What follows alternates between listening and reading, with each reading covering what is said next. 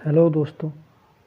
जैसा कि आप सब जानते हैं कि यूपीएसआई हो चाहे एमपीएसआई हो चाहे यूपी पुलिस हो, इन सभी में हिंदी का बहुत महत्वपूर्ण स्थान है। और हिंदी बहुत ज़्यादा मार्क गेनिंग सब्जेक्ट है। इसलिए आज से हम लोग शुरू कर रहे हैं ये सीरीज हिंदी पर, जिसमें कम से कम जिसका लक्ष्य होगा कि कम से कम समय में संपूर्ण टॉपिक को कवर किया जाए, जिससे कि कुछ भी छूटे नहीं। इसीलिए कम समय में किसी टॉपिक को पूरा करने के लिए और जिससे कुछ भी न छूटे, इस तरह में हमें नोट्स से पढ़ना सबसे आसान होता है। इसीलिए आज से हम लोग topic by topic syllabus start कर रहे हैं हिंदी का, जिसमें आज का हमारा टॉपिक है हिंदी भाषा, जिसके अंतर्गत हम सब जानेंगे कि भाषा की उत्पत्ति कैसे हुई, भाषा की इकाइयाँ क्या हैं, भाषा के प्रकार क्या हैं, भाषा परिवार जानेंगे, हिंदी का जो भाषा परिवार है भाषा का, और हिंदी भाषा का हम लोग विकास देखेंगे कैसे हुआ, संस्कृत से संस्कृत, लौकिक संस्कृत, और उसके बाद आगे अपभ्रंश भाषाएं, जितनी भी भाषाएं बनी हैं। फिर उसके अंतर्गत हम लोग देखेंगे उपभाषाएं तथा बोलियां हिंदी की अंतर्गत जो आती हैं, फिर उसकी लिपियां देखेंगे, और अंत में हम लोग देखेंगे आज के टॉपिक में राजभाषा हिंदी, जिसमें अंतर्गत हमारे संविधान में जो हिंदी का वर्णित है हिंदी भाषा के बारे में, जो आर्टिकल 343 से 351 तक। किसी भी टॉपिक को कम से कम समय में टॉपिक को पढ़ने या रिवीजन करने की दृष्टि से आसान बनाने के लिए नोट से पढ़ना आसान है और सही तरीका है। इसमें ज़्यादा समय हमारा नहीं वेस्ट होगा और सारे टॉपिक भी हम कंप्लीट कर लेंगे। जैसे स्टार्ट करते हैं हम लोग आज हिंदी भाषा। जो भाषा शब्द है, इसकी उत्पत्ति संस्कृत भाषा के भाष धातु से बना है, और इसका अर्थ होता है कहना या बोलना, भाव या विचार को। आदमी बोलता क्या है, भाव या अपने विचारों को जब अन्य के समक्ष अभिव्यक्त करते हैं, उसी को भाषा कहते हैं। अब अगर हम इसकी इकाइयों की बात करें, इससे क्या है कि हम लोग एकदम टॉपिक बाय टॉपिक जो चीज़ें परीक्षा में आती हैं उसी को कंप्लीट करेंगे डायरेक्ट, और कुछ भी छूटेगा नहीं। भाषा की सबसे छोटी मौखिक इकाई जो होती है वो है ध्वनि। जैसे कुछ भी बोलेंगे हम तो ध्वनि निकलेगी, तो भाषा की सबसे छोटी जो मौखिक इकाई होती है उसे ध्वनि कहते हैं। और जो भाषा की सबसे छोटी लिखित इकाई होती है उसे वर्ण कहते हैं। उसके बाद अगर भाषा के अर्थ के आधार पर सबसे छोटी इकाई देखें तो होता है शब्द होता है, और भाव के आधार पर होता है वाक्य। और जैसे हम लोग निर्माण के बारे में बात करें तो ध्वनि और ध्वनियाँ जो मिलके, जैसे जब तक मौखिक है तब तक तो ध्वनि है, पर जैसे ही हमने लिखा तो वो वर्ण बन गया, और वर्ण जब जुड़ते हैं तो शब्द बन जाता है। जब शब्द वही है जिसका अर्थ सार्थक अर्थ निकले, वर्णों के ऐसा मेल जिससे सार्थक अर्थ निकले, हो जाता है शब्द। और उसके बाद शब्दों का ऐसा जो समूह है जिसका कुछ सार्थक अर्थ वही निकलता है, वही भाव निकले, वही है वाक्य। अभी वाक्यों और वाक्यों के मिलने से भाषा बन जाती है। अब अंतर्गत हम देखेंगे भाषा के प्रकार। भाषा के मुख्य रूप से 3 प्रकार हैं, जिसके अंतर्गत सांकेतिक भाषा, मौखिक भाषा और लिखित भाषा। मौखिक भाषा को अस्थायी भाषा भी कहते हैं और लिखित भाषा स्थायी होती है। और भेद की बात करें, जैसे ज्ञान में अगर प्रकार आता है तो आप 3 लिखेंगे, लेकिन अगर भाषा के भेद आए तो 2 ही लिखेंगे, जिसके अंतर्गत या तो मौखिक और लिखित भाषा ही आती है।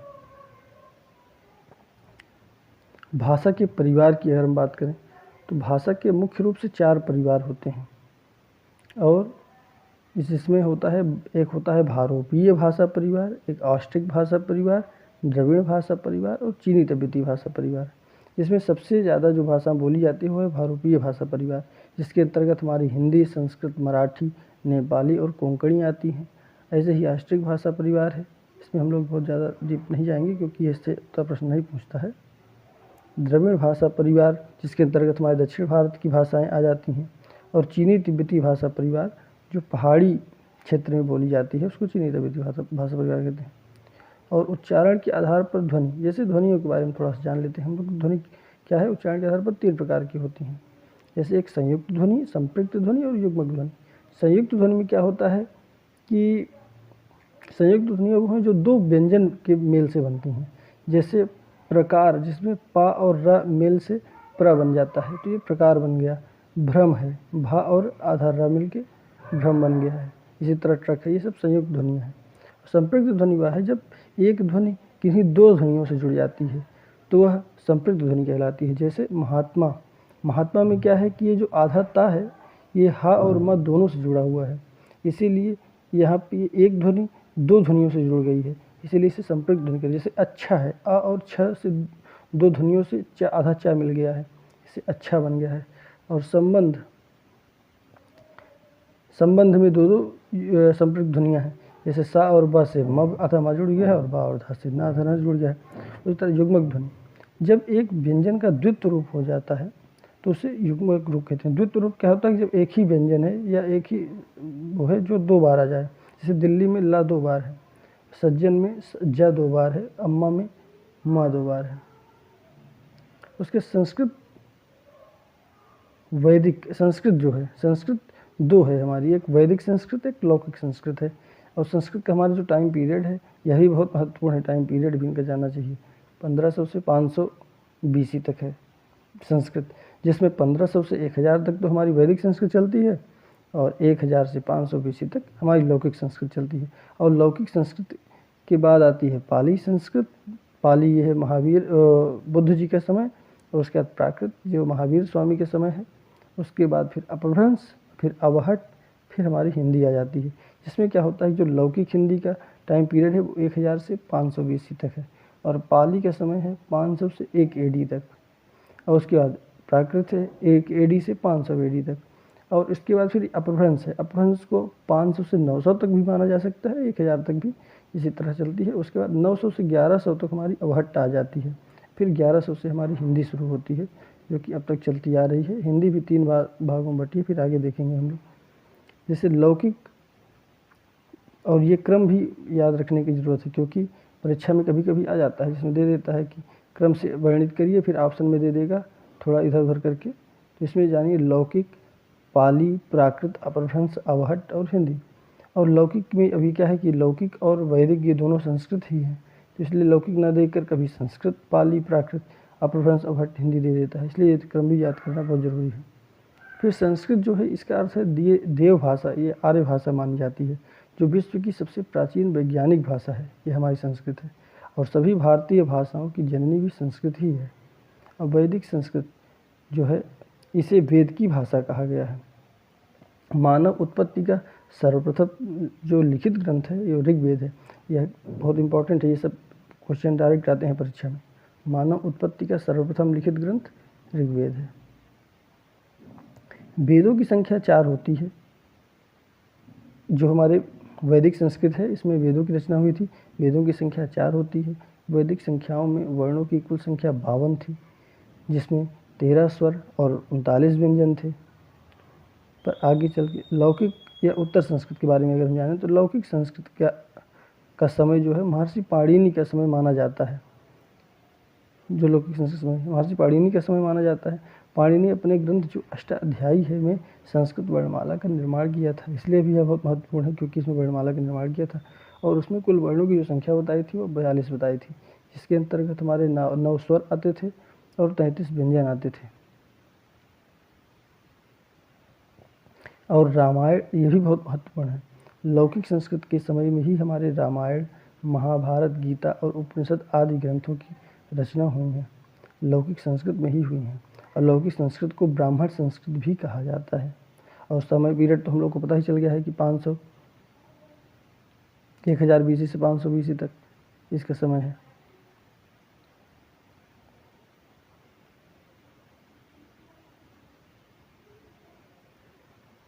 उसके बाद हमारी आती है पाली भाषा। पाली भाषा का समय गौतम बुद्ध का माना जाता है और इनके उपदेश और प्रवचन पाली भाषा में ही मिलते हैं। पाली का अर्थ है पवित्र, और इसमें सबसे पवित्र ग्रंथ जो है त्रिपिटक का निर्माण हुआ था, जिसके अंतर्गत 3 आते हैं, अभिधम्म पिटक, सूक्त पिटक और विनय पिटक। यह भी बहुत इंपॉर्टेंट है, पिटक के बारे में पूछ लेता है। पाली को प्रथम देश भाषा कहा जाता है। पाली जो है वह हिंदी, यूरोपीय और भारोपी भाषा परिवार का हिस्सा है। ये प्रथम देश भाषा कहा जाता है, यह बहुत इंपॉर्टेंट है। और प्राकृत जो है, प्राकृत का समय महावीर स्वामी या जैन जो संप्रदाय के थे इनका माना जाता है जो प्राकृत को प्रथम जन भाषा कहा जाता है, या तो द्वितीय देश भाषा या प्रथम जन भाषा भी कहा गया है प्राकृत को। अपभ्रंश भाषा, जैसे हमारा समय लौकिक वैदिक संस्कृत, फिर लौकिक संस्कृत आया, उसके बाद फिर हमारी पाली, फिर प्राकृत, अब प्राकृत के बाद आएगा अपभ्रंश का समय। अपभ्रंश भाषा जो है यह सबसे प्राचीन, इसके सबसे प्राचीन जो साक्ष्य हैं वो आचार्य भरत मुनि का ग्रंथ नाट्यशास्त्र है। और अपभ्रंश को का अर्थ है गिरा या बिगड़ा हुआ रूप जो भाषा का है। इस समय दो शैलियाँ प्रचलित थी, डिंगल और पिंगल। डिंगल का अर्थ है कर्कश ध्वनि। जो अपभ्रंश और प्लस राजस्थानी मिश्रित जो भाषाएं थी वह डिंगल शैली में थी। जो पिंगल संस्कृत है ये कर्णप्रिय संस्कृत कहा जाता है, जो सुनने में अच्छा लगे, कान को अच्छा लगे। अपभ्रंश प्लस ब्रज भाषा के मेल से बनी हुई थी। और डॉक्टर रामकुमार वर्मा ने अपभ्रंश का प्रथम कवि स्वयंभू को माना। अपभ्रंश का जो प्रथम कवि है वह स्वयंभू को माना। यह भी बहुत इंपॉर्टेंट है, सब डायरेक्ट पूछते हैं परीक्षा में। स्वयंभू ने अपने ग्रंथ पौमचर्यु में रामकथा का वर्णन किया। क्योंकि इन्होंने पौमचर्यु में रामकथा का वर्णन किया, इसीलिए इन्हें अपभ्रंश का रामायण भी ये पौमचर्यु कहा जाता है, क्योंकि रामकथा का वर्णन था इसीलिए। और इसीलिए इन्हें वाल्मीकि भी कहा जाता है अपभ्रंश का, क्योंकि इन्होंने पौमचर्यु का वर्णन, रामकथा का वर्णन किया था। और दूसरे कवि जो हैं अपभ्रंश भाषा के वह हैं पुष्पदंत, जिन्होंने ग्रंथ लिखा था अणय कुमार चर्यु, जिसमें प्रेम कथा का वर्णन है राधा कृष्ण के। इसीलिए इन्हें अपभ्रंश का कालिदास भी कहा जाता है। सभी भारतीय भाषा का विकास अपभ्रंश भाषा से ही हुआ है। अब चलिए हम सभी देखें, जिसे मैंने कहा था हिंदी भी आगे चल के विभाजित हुई है। प्राचीन हिंदी जो का समय है 1100 से 1400 AD तक माना जाता है। फिर मध्यकालीन हिंदी का समय 1400 से 1850 हिंदी तक, और आधुनिक हिंदी यही है कि जो 1850 से अब तक चलती आ रही है। अपभ्रंश भाषा को निम्न वर्गों में विभक्त किया गया है। अपभ्रंश भाषा को भी वर्गों में विभक्त किया, जैसे सौरसेनी अपभ्रंश।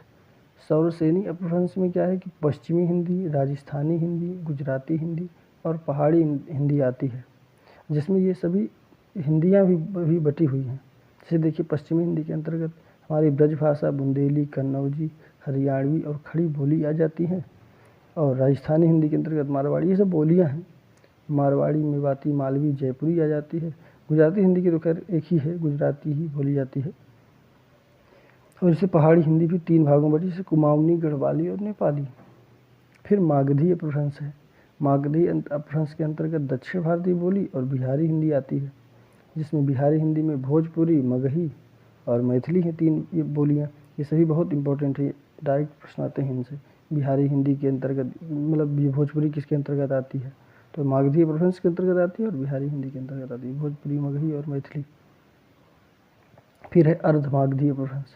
अर्धमागधी अपभ्रंश में पूर्वी हिंदी आती है, जिसमें पूर्वी हिंदी के भी 3 बोलियाँ हैं, अवधी, बघेली और छत्तीसगढ़ी। ये बोली जाती है हमारी अर्धमागधी अपभ्रंश के अंतर्गत। फिर पैसाची अपभ्रंश है, इसमें भी ब्राह्मण और लहदा 2 बोलियाँ हैं, जिसमें ब्राह्मण में पंजाबी और सिंधी आती है, और लहदा तो सिंपल ही है, लहदा है बस। महाराष्ट्रीय अपभ्रंश से मराठी भाषा का विकास हुआ है। अब हिंदी में उपभाषाओं की संख्या 5 है, और हिंदी में जो बोलियों की संख्या है वह 18 है। इसके डायरेक्ट प्रश्न आते हैं कि हिंदी में कितनी उपभाषाएँ हैं, 5 उपभाषाएँ हैं, और हिंदी की बोलियाँ की संख्या कितनी है, 18 है। इसमें कुछ महत्वपूर्ण पॉइंट ये है कि जैसे खड़ी बोली को क्या कहा जाता है, कौरवी को ही खड़ी बोली कहा जाता है। कौरवी ये जो बोली है इसी को खड़ी बोली कहा जाता है। और हरियाणवी को बांगरू कहा जाता है। सब डायरेक्ट आते हैं कि बांगरू किस बोली को कहा जाता है, तो हरियाणवी को कहा जाता है। अवधी को कोसली भी कहा जाता है। और ब्रज भाषा जो है ये अंतर्वेदी भाषा कहा जाता है, और सबसे खड़ी बोली जो होती है ब्रज भाषा ही होती है। अवहट्ट भाषा। अवहट्ट भाषा का समय वही 900 से 1100 AD तक है। और अपभ्रंश की जो ये है इसको परिवर्ती बोला जाता है। परिवर्ती मतलब होता है कि बाद की भाषा जो होती है, भाषा को अवहट्ट कहा गया है।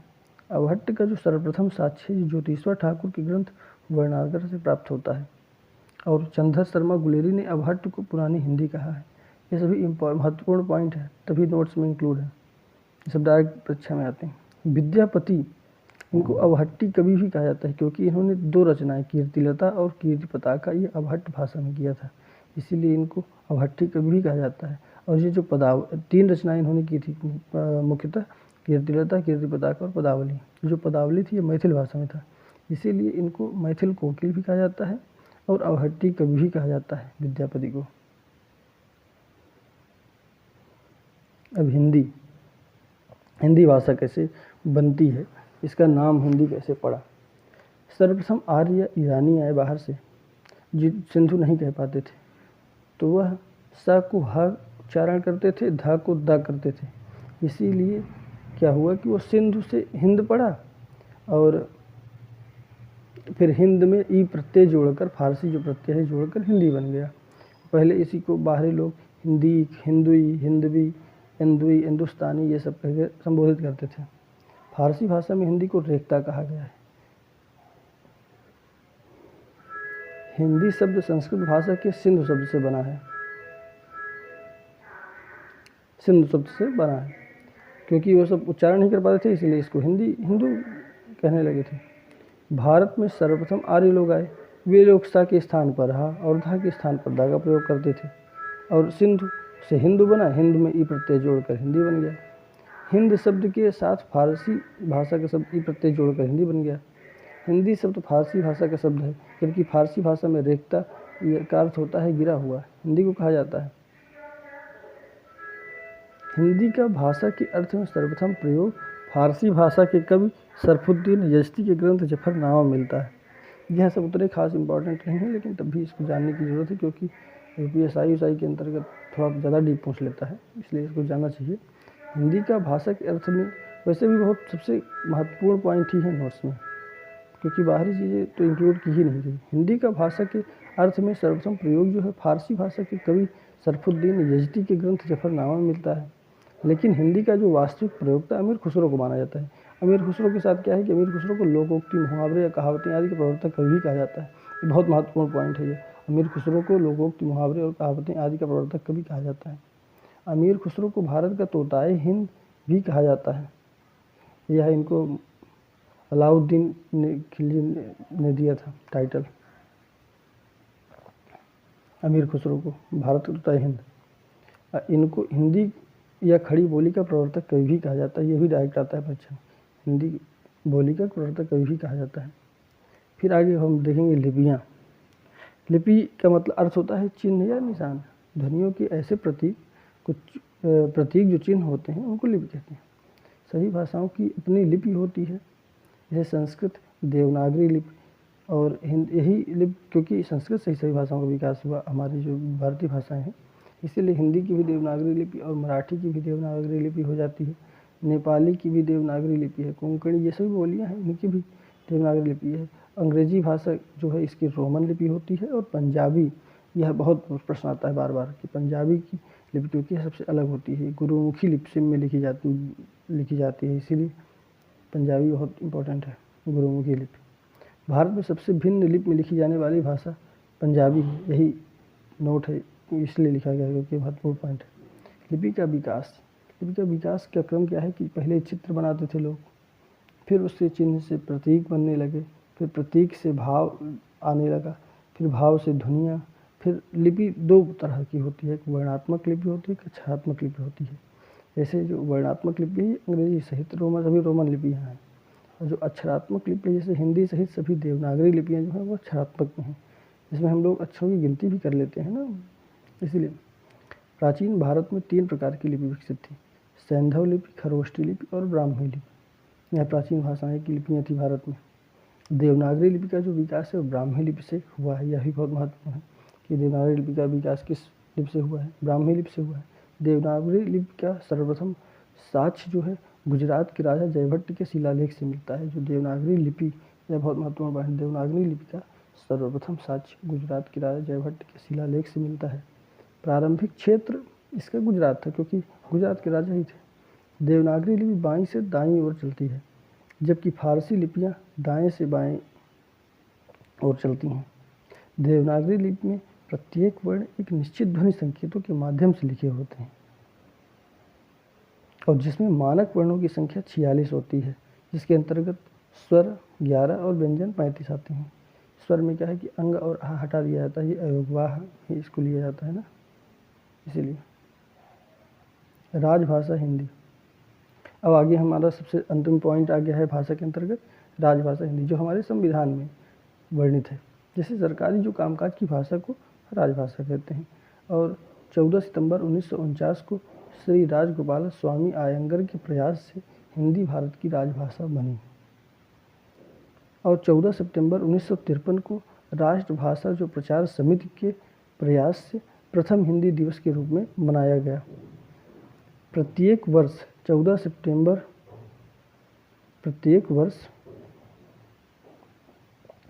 सितंबर को हिंदी दिवस के रूप में मनाया जाता है।